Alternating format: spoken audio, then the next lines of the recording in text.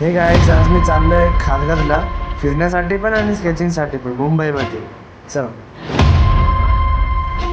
मी आता खारघरला उतरलोय. शिल्प चौकच्या इथे एक गार्डन होतं, तिथे मी बसलो. तिथला हा व्ह्यू आहे. मला सुंदर व्ह्यू सिनेमॅटिक लेआउटमध्ये कंपोज करायची वाटला, सो दॅट मी कंपोज केला आणि ड्रॉइंग करायला बसलो.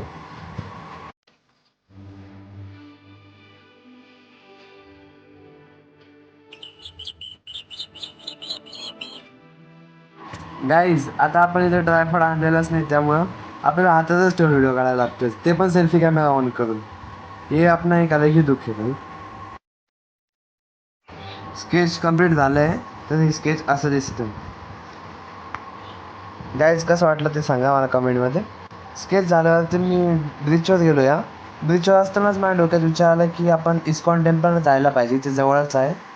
तर मग मी आता चाललो आहे इस्कॉन टेम्पलला. गाईज, मी पोहोचलो इस्कॉन टेम्पल. खूप छान आहे आणि खूप मोठा पण आहे. याच्यातले काही काही पेंटिंग्स. जाऊया आतमध्ये. गाईज, हा आतमधला व्ह्यू आणि काही अजून एक म्युरल्स आहे. मला स्पेशली सिनेमाची डिझाईन खूप आवडली. खूप डिटेल नक्षी होती.